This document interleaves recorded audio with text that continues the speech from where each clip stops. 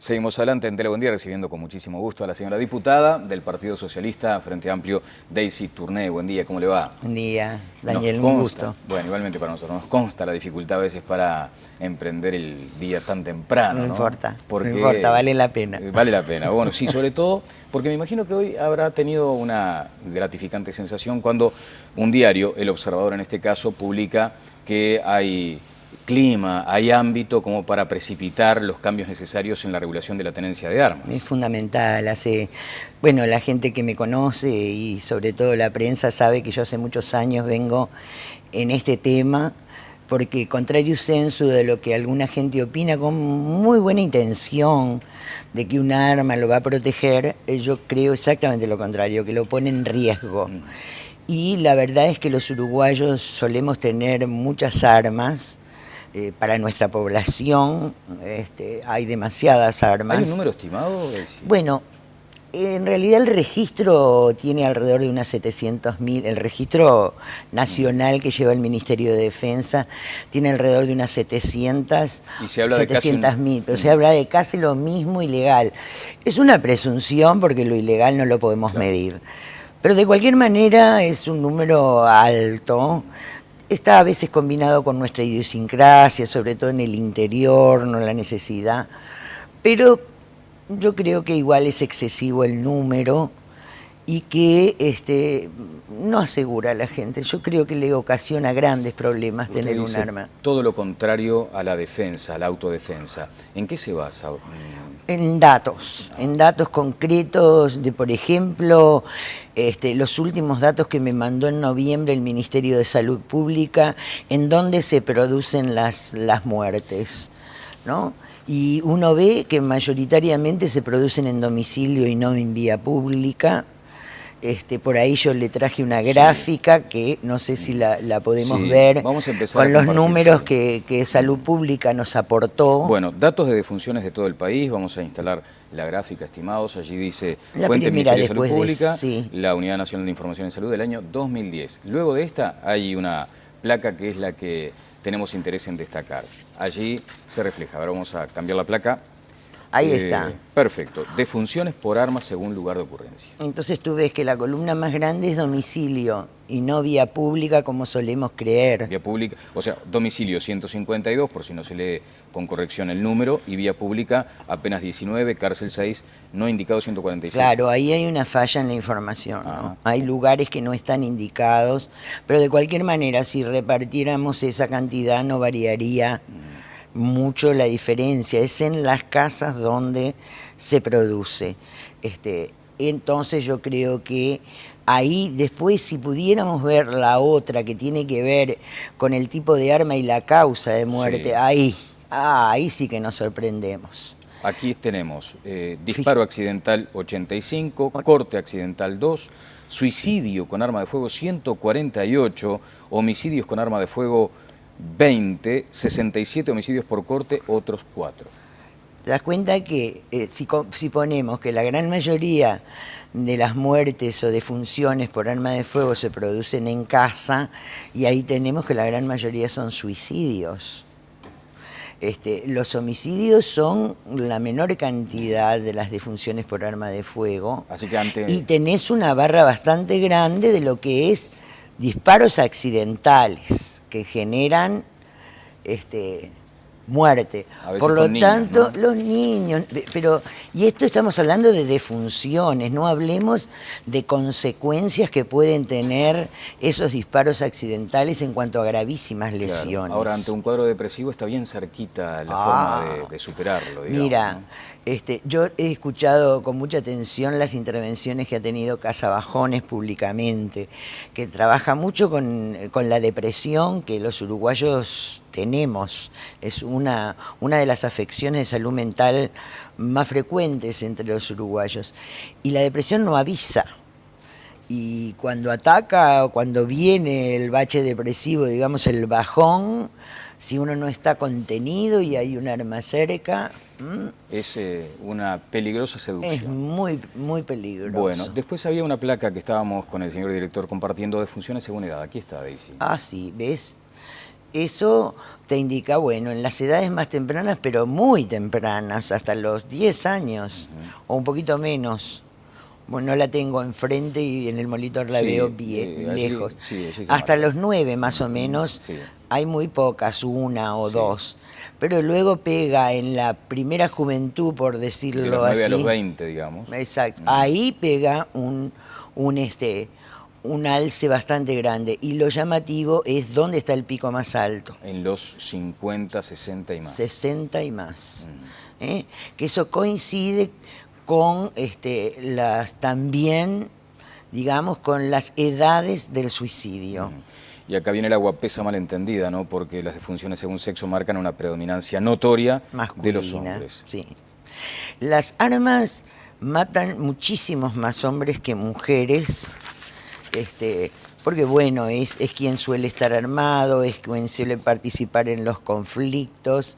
Ahí está, es enorme la diferencia. Claro que si nosotros fuéramos a estudiar la parte femenina, nos daríamos cuenta que ese 55, la gran mayoría son víctimas de violencia doméstica a punta de arma, ¿no? Claro. De fuego también. Pero digamos, la mayoría de los hombres, y esto es a nivel mundial, la mayoría de los muertos por armas de fuego, sobre todo armas pequeñas y ligeras, las de poco calibre que se pueden transportar, son enormemente así, abismal la diferencia. Hombres, mueren los hombres. Y allí también, suicidio según sexo. Lo abrí porque es muy, muy fuerte. Es tremendo, porque acá es lo que decíamos, guapesa malentendida, o sea, disparar hacia lo aparentemente más fácil que es la muerte, no afrontar, ¿no? Donde decimos, el sexo fuerte muchas veces es el femenino, ¿no? Fíjate, hice esa gráfica para llamar la atención del peligro de tener un arma en casa, que a veces creemos que nos defiende, y en realidad tenemos ese porcentaje de suicidios llevados adelante, y hay una de edad que sigue, que también te muestra lo difícil que son determinadas etapas de edad frente al tema de la depresión y el suicidio, bueno, ¿no es cierto? Este disparo que ven ustedes allí hacia arriba es después de los 50 años. Exactamente. Fíjate que los suicidios comienzan, hay suicidios a los 5 años. Y lo que llamó la atención de esta gráfica es el incremento entre los 10 y los 19, el suicidio adolescente, que no era tan frecuente, pero el pico alto está después de los 50 años. Diputada, ¿por qué si hace tanto tiempo se conocen estos datos, si usted ha manifestado una fuerte inquietud por el mal uso de las armas en manos de civiles y sobre todo dentro de las casas, tarda tanto en aprobarse una legislación? Y acá, es más, tengo el pedido de informes que usted realizó respondido en noviembre de 2012. ¿Cuándo lo hizo? Es el mismo año, pero sobre principios de año. O sea que se demoró casi un año en responder algo bastante... Y además con fechas del 2010, ¿no? Y con fechas de 2010. ¿Dónde está la dificultad?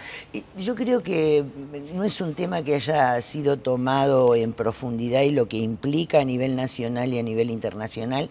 Y también dado el discurso imperante con el tema de la inseguridad, que todos sienten como tan fuerte y la gente se siente tan vulnerable, cosa que tiene razón para sentirse así, es muy difícil decirle la verdad a la gente y decirle, no, mire, la solución no es que usted se arme y se defienda, la solución es que la policía funcione mejor, que es quien tiene el rol de cuidarlo. Salvando las distancias, el presidente Obama afronta un desafío muy fuerte ahora cuando pretende regular sobre todo los rifles de asalto, en fin. Allí se habla de los lobbies armamentistas. Es brutal. Y uno se pregunta, a escala, en Uruguay, ¿inciden también?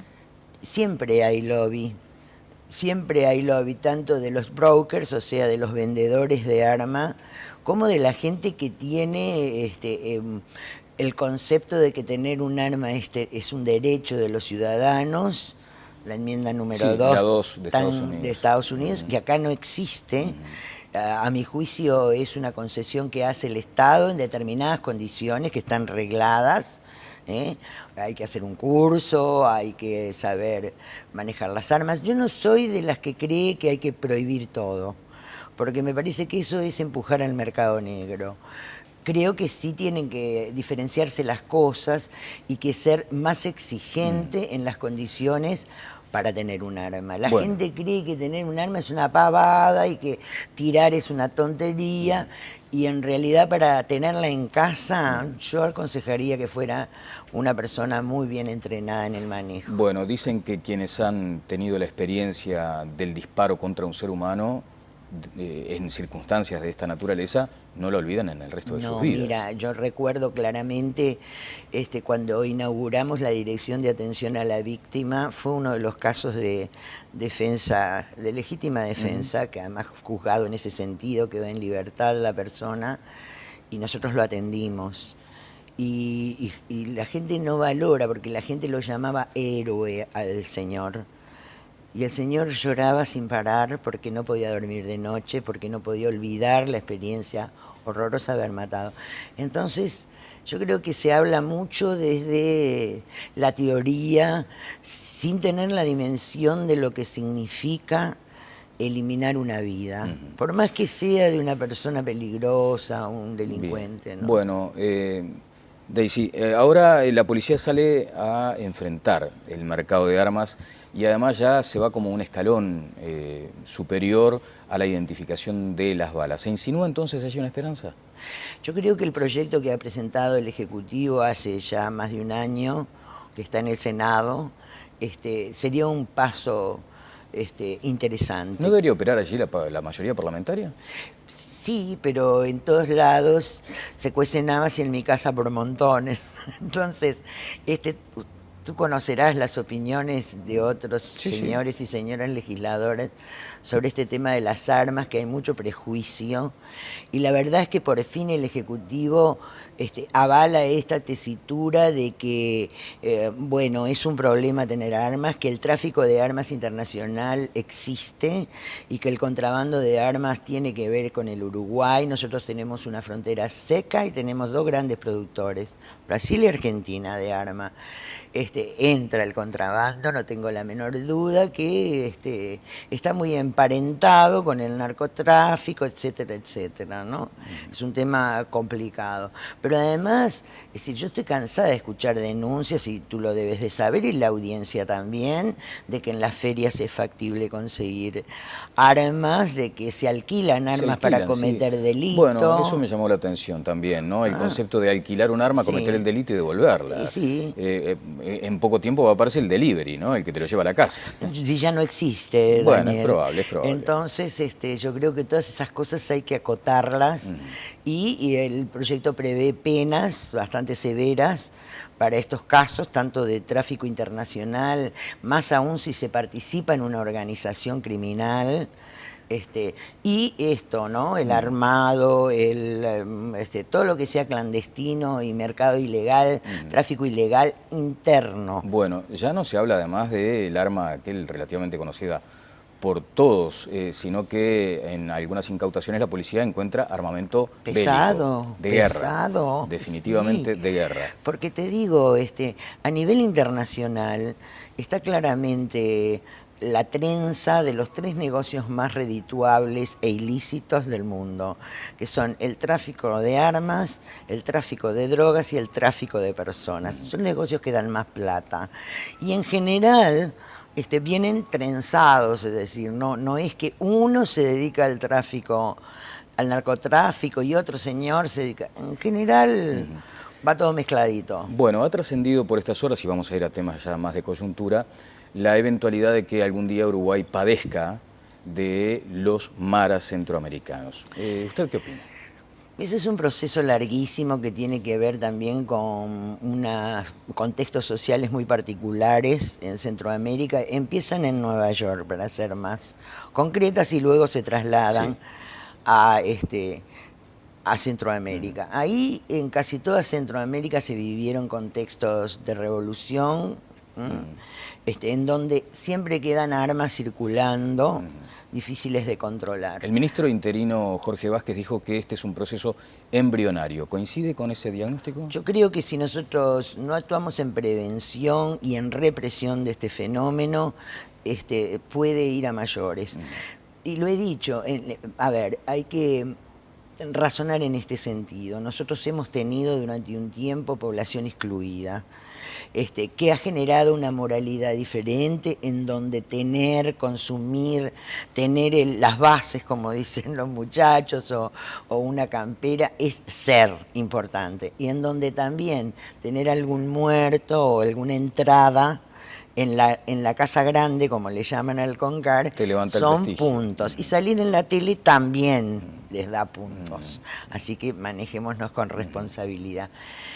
Esa población es una población en riesgo de ser captada por los narcotraficantes, que a cambio de que les muevan algo en el barrio, les dan un arma.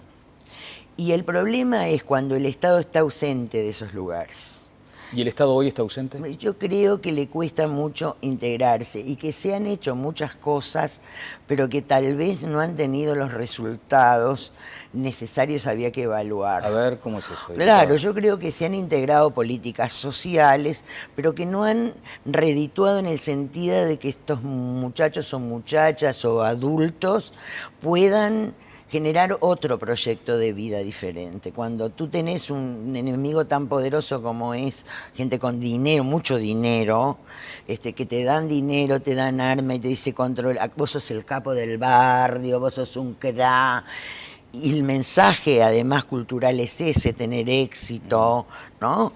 Es el mensaje que le dan a todos los jóvenes, no solamente a estos. Yo creo que hay que tener políticas más constantes de inclusión, al mismo tiempo de que el Ministerio del Interior trabaje en lo suyo. O sea, el Ministerio de Desarrollo Social, Ministerio con más de Desarrollo Social, digamos. Lo educativo, Sí. que en mi punto de vista, y así lo escribimos en el informe que presentamos y se aprobó por mayoría en la Cámara, que tenía que ver con la situación de las drogas, hay que tener un mucho más impacto comunitario, local, más firme y más seguro. Políticas sociales entonces con mayor precisión. Junto con represión, ¿no es cierto? Junto con represión. Y sí, hay que reprimir el delito sin lugar a dudas, pero hay que dar una oportunidad de que estos gurises o jóvenes o adultos que pueden caer, que son para mí están en riesgo, porque miren, no hay nada que le guste más al mercado ilícito de que le empujemos jóvenes a la exclusión, porque le damos materia prima mano de obra. Claro. Entonces hay que hacer exactamente lo contrario, tratar de quitarlos de allí con límites, con precisión, con una visión socioeducativa bastante diferente, límites, trabajo, formación y aprecio, contención, cariño. Daisy, ¿usted mantiene aquel concepto que manejó en su momento respecto a que el Frente Amplio no tenía una política de seguridad? Yo creo que hemos ido aprendiendo en la marcha, pero que todavía nos falta discutir ciertos elementos, porque yo creo que, pero no es solo en el Uruguay, creo que a nivel mundial se ha caído o en las políticas ultra represivas que han fracasado todas porque no han mejorado un solo índice de seguridad en el mundo, o nos vamos a todo lo social. Y hay que buscar una ruta que hay que crearla, porque algunas experiencias hay en otros países, pero son incipientes. Una ruta que tenga que ver con nuestra ideología de inclusión social, de democracia, de respeto a los derechos humanos. ¿Y el Frente Amplio aún se va bandeando en ese camino? Yo creo que hay discusiones que laudar todavía, ¿no? Y que a veces todos y todas... Mira, hay un gran peligro que corremos los y las políticas, y que hay que tenerlo muy clarito, y es que nosotros necesitamos los votos para la banca, que es maravilloso y a la vez muy peligroso, porque a veces uno corre el riesgo de legislar para la tribuna para ganar los votitos, cosa que no es lo que tiene que hacer un verdadero representante. Cíteme un ejemplo.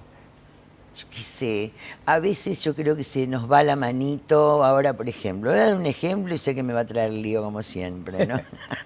Pero bueno. Ya está acostumbrada. Ya estoy acostumbrada. La ley de faltas que votamos, sí, ¿no? Toda la judicatura, el colegio de abogados, todo el mundo dice que es imposible de aplicar, no sé cuánto. Buah, eso lo debatimos. Igual la aprobamos. Allí hay de todo, desde la persona que orina en la calle hasta casos que son reales, ¿no? Que son atendibles. Yo prefería una cosa bastante más acotada, es muy grande. Vamos a ver su aplicabilidad. Me da la impresión de que suena muy bien, a la gente le suena muy bien. El problema es que el sonar bien después se contrasta con la realidad. O sea, con la aplicación. Exacto. Y yo tengo mis dudas que ante una situación grave como la que estamos viviendo, a pesar de todo el enorme trabajo e inversión que se ha hecho, la policía invierta su tiempo, su sapiencia en cosas que son importantes, no voy a decir que no, pero que preferiría una sanción administrativa en lugar de dedicarse a lo que hay que dedicarse. Tribuneros en todos los partidos. Es todo, pero ese es el riesgo que tenemos, es un peligro, yo lo pongo como peligro, y creo que hay que estar siempre atentos, porque hay una función de nosotros, los políticos, que está muy devaluada, que es la confrontación con nuestra ciudadanía, la posibilidad de razonar con la ciudadanía. De rendir cuentas. Pero además de decirle, no, mire, no es así, yo no pienso así. Está mal visto, todo el mundo hay que decir amén, amén, amén. Y eso no genera ciudadanía ni genera democracia. Y cuando uno se encolumna detrás de posturas y dice amén, si es de un signo o si es de otro para confrontar. Ahora se ha generado un debate que no es nuevo respecto a las cifras de homicidios. Sí, y allí parece que hay que estar en los dos andariveles. ¿Cómo observa usted desde su condición de legisladora, de exministra, de maestra? Realmente a mí, y de psicóloga social, y de psicóloga social más como psicóloga social, que otra cosa, porque esas discusiones que gráficamente uno podría decir que van en este sentido, uno dice algo, el otro dice algo, el otro dice, y así podemos seguir ad infinitum. Y en realidad lo que está implícito en la discusión es saber quién gana, lo cual es un drama, porque no estamos hablando del real problema que tiene la ciudadanía, sino a ver quién gana. Bueno, la Fundapro, que es esta fundación privada, señala más o menos eso, ¿no? De que en lugar de discutir números hay que discutir homicidios, el hecho en realidad. Bueno, eso hay que manejarse con pinzas. Yo he leído muchísimo sobre este tema. Recomiendo mucho a Kessler, que es un sociólogo argentino, ha escrito muchísimo sobre los medios, la comunicación, el sentimiento de la gente, el sentimiento de inseguridad, el sentimiento de miedo. Todo el contexto ha fijado su vista en la víctima como protagonista. Y ahí no se puede pensar, Daniel, porque si yo le pongo a usted recién robada una señora mayor y le pregunto qué piensa de la seguridad del país, ¿qué le parece que le va a contestar? Eso fue lo que y esa cara de angustia y pobrecita, ¿cómo no la va a tener? Claro. Nosotros los políticos tenemos que tener otra actitud, nosotros tenemos que tener una actitud un poquito más racional, no caer en la anécdota que siempre es terrible. A ver, no hay nadie que no haya sufrido un robo o un homicidio en su familia que no sea terrible. Claro, allí es donde creo que tuvo la génesis en este razonamiento de aquel concepto suyo de la sensación térmica, que hasta ahora se sigue hablando. No fue suyo el razonamiento. Nunca lo dije, pero seguimos con el tema. Claro, por eso, mitos y realidad. Pero bueno, vio, es una buena oportunidad para precisar, porque lo recordó acá cuando teníamos la otra mesa ya. Aquello de la sensación térmica yo lo había consultado, aún hoy se sigue hablando. No, hay un concepto que es real, que Kessler lo manejan y lo manejan los sociólogos, que una cosa son, que además se mide con las encuestas de victimización, que una cosa es los delitos que realmente se cometen y otra cosa que se trae, pero sale clarito en las encuestas de victimización, lo que la gente siente que le puede pasar. Eso es innegable y hay una distancia bastante considerable sobre los números reales y lo que la gente siente. Pero usted dice que se justifica esa sensación. Y lo que la gente siente es tan importante, es real también. Y si uno no lo tiene en cuenta, se equivoca. A ver, no porque sea sentimiento es descartable, todo lo contrario. Aunque no tenga, porque mira, las encuestas de victimización suele salir te preguntan, ¿usted fue víctima alguna vez de robo? Ponele que ahí te da un 50, 50 y pico. ¿Usted teme ser? Y ahí salta al 80 y pico. Y que es menos real el temor que lo que pasó, las dos cosas son reales. Porque además se genera allí la ajenidad sobre los espacios públicos, la gente ya no sale, ya no comparte la plaza. Todo eso hace muy mal. Por eso yo creo que las políticas que trabajen estas cosas no pueden rifarse en ningún aspecto. Bueno, ¿y cuál es entonces la vía, el camino? Yo creo que no hay un camino mágico ni único, hay que saber caminar, que es lo que me parece que nos equivocamos cuando nos ponemos a confrontar exclusivamente modelos. Y no es ni el uno ni el otro, hay que compaginar y no hay que rifarse en ningún aspecto. Hay que tener una política de represión al delito seria, una política de patrullaje que cuesta mucho, ¿eh? Mire, una anécdota. Cuando yo tuve mi breve pasaje por el Ministerio del Interior, le pedí a los policías que patrullaran prendiendo las luces y a 30 kilómetros por hora. Y la respuesta era, pero así no vamos a cazar a nadie. Digo, bueno, yo no quiero que casen, quiero que no roben. Pero la cabecita no daba el cambio. Ahí tiene. ¿Cambió la cabecita esa o todavía no? Yo creo que va de a poquito. ¿Demasiado lento desde su punto de vista? El aprendizaje es una cosa lenta y más en estos temas de la seguridad, que me parece que todos estamos aferrados a un modelo y que todavía ninguno encontró exactamente el camino y hay que construirlo. Claro, diputada, y a veces, por ejemplo, ¿no hay desprecio por la idea ajena en el...? Sí, yo creo que hay una gran descalificación. Creo que yo soy de las convencidas de que la democracia es debate de ideas y me encanta el debate de ideas. El problema es que últimamente estamos cayendo en la descalificación del adversario, ya sea oficialista o oposición. ¿Usted descartó en algún momento unas medidas planteadas por Pedro Bordaberry, por ejemplo? No, cuando Pedro Bordaberry a través de sus asesores los recibí yo y los recibió el señor presidente de la República de entonces, el doctor Tabaré Vázquez, él planteaba 40 medidas en ese entonces, de las cuales le contestamos que 34 estaban... Bueno, él dice que son 50, pero bueno. Bueno, está bien, son 50, entonces 34 ya estaban en marcha, nadie despreció. A mí me parece que, esas son las pequeñas chicanas políticas que no nos ofrecen nada a nosotros como políticos y mucho menos a nuestra imagen como políticos ante la ciudadanía. ¿Pero no había un aporte legítimo ahí o usted entiende que también sea aquello de la tribuna? No había un aporte legítimo, que mucho le agradecimos, le contestamos, la verdad, se lo contesté yo a su equipo porque él a mí no vino a verme, por supuesto. Y eso que son hinchas de Wanderers, los dos. Ahora nos tratamos mejor porque ahora además somos de la misma casa, pero en aquel entonces él quería hablar con el señor presidente y le dio la oportunidad.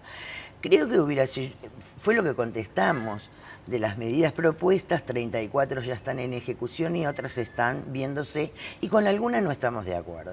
Le contestó la verdad. Entonces, ¿cuál fue la respuesta? ¡Ay, yo aporté tanto y no me hicieron caso!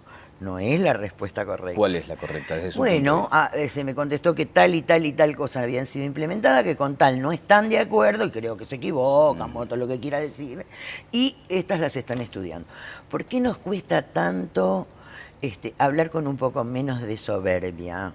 A todos, no estoy poniendo... no me gusta poner estas calificaciones solo en la oposición, no, todos. Ni nosotros hicimos todo maravilloso, hemos cometido errores. El ser humano que no se equivoca cuando hace las cosas no es ser humano. Bueno. Ni la oposición ha llevado este país durante 100 y pico de años maravillosamente, porque no hubiéramos llegado al estado que llegamos. Usted dijo que el presidente Vázquez ha sido el mejor que ha tenido Uruguay. Pero que se equivocó con aquel llamado a Bush. Y ahora surge esta cuestión de las embajadas patrullando. La verdad que me asombró este hecho. Sobre todo me asombró que haya personal uniformado con uniformes de Estados Unidos en el patrullaje.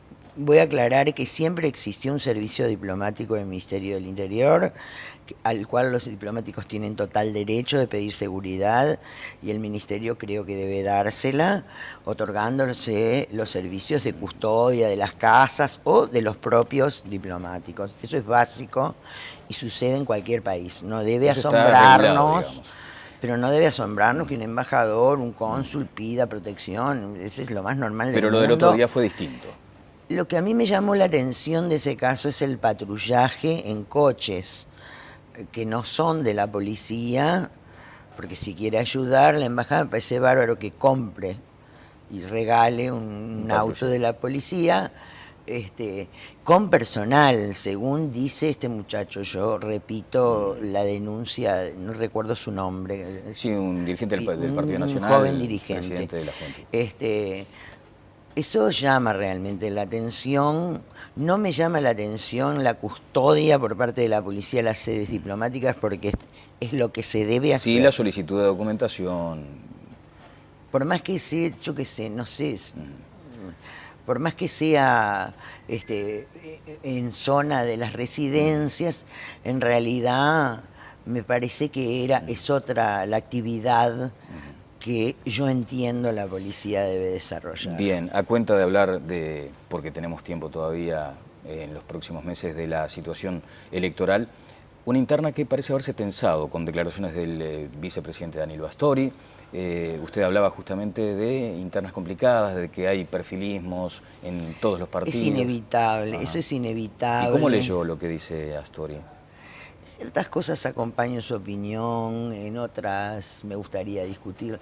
A mí la verdad es que lo que más me molesta, y no concretamente a Astori, de los debates políticos que debemos dar, me parece sanísimo que opinemos, pero ¿por qué no lo hacemos en casa?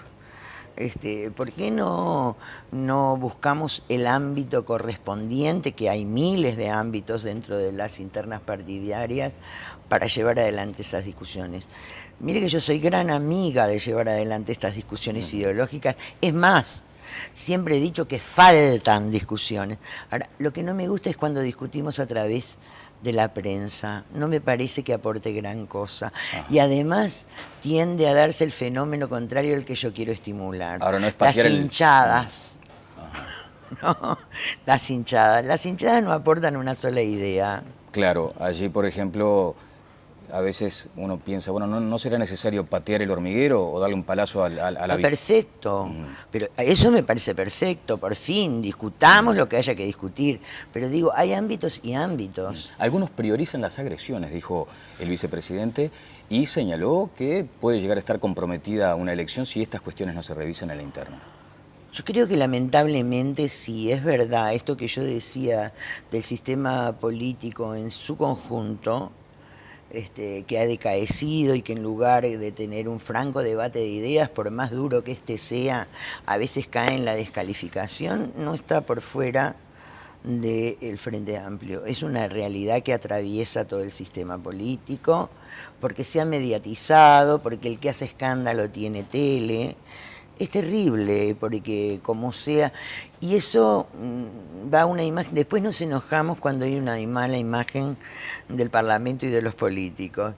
No deberíamos enojarlos cuando nosotros alimentamos esto con un debate escaso de nivel y que cae en la agresión o descalificación personal. Yo puedo ser durísima en el plano de las ideas. Ahora, en el plano personal, yo debo respetar a todos los integrantes del Parlamento, porque todos llegaron ahí de la misma manera que yo, con los votos de la ciudadanía. Bien, bueno, pero discrepa en todo caso con haber salido públicamente a manifestar. Yo hubiera preferido buscar una instancia, provocarla, pedir una instancia a la interna para dar estos debates, y seguramente estaría de acuerdo con muchas de las cosas que hay que debatir. Cortita y al pie, ¿Vázquez garantiza una victoria si vuelve? Vázquez solo tiene un apoyo popular brutal. No alcanza, para mi gusto. Vázquez va a exigir un programa corte. ¿Y si no está Vázquez, hay riesgo de perder? No creo que haya riesgo realmente. La gente uruguaya es quejera, pero sabe que estamos mejor que nunca antes. Bueno, muchas gracias, diputada. El otro día cuando anunciaba en las redes sociales, bueno, va a estar la diputada Turner, enseguida apareció lo de la ducha. Lo de la ducha. Lo de la ducha. Ah, no, y ahora tiene otro frente de batalla, el de Chancho Suí. ¿Por qué siendo una legisladora usted denuncia que hay lugar? Puedo decir una muy breve sobre eso. Una sola vez publiqué, pero Chancho Suí yo creo que nació como un ámbito transgresor, sin duda. Pero si tú lo lees con atención, hoy te dicen, hay mucha arena en tal lado, hay un accidente. Te digo más, tendría que haber tomado la intendencia o las intendencias un Twitter por el estilo, avisar dónde va a estar cortada la ruta, dónde hay problemas. Sería más inteligente que solo estar escondidito detrás de una esquina para ¿Pero se arrepintió de haber publicado el tuit o no? Yo no me arrepiento. Hago las cosas, aprendo. Saco mi aprendizaje. Claro. Hubo mucha palomés de su parte, apelo a un término que usted utilizó, con lo de la ducha, ¿no? Y mucha ingenuidad, yo creo que no me di cuenta en el medio que estaba, no tenía mucha noción, y creo que además palomés de mi parte, y hay también muy mala intención por parte de otras partes, que cargan de mala onda y de cosas sucias, que el que me conoce un poquito, sabe que no. O sea, yo dejo que la gente sigue discutiendo de un personaje que se inventaron y creo que se parece mucho más a Marcel Querogreán que a mí. Y son felices. Bueno, allá la gente. Ha sido muy amable. Muchas gracias. La señora diputada del Partido Socialista, Daisy Tourné. Pausa y seguimos adelante en Telebuendía.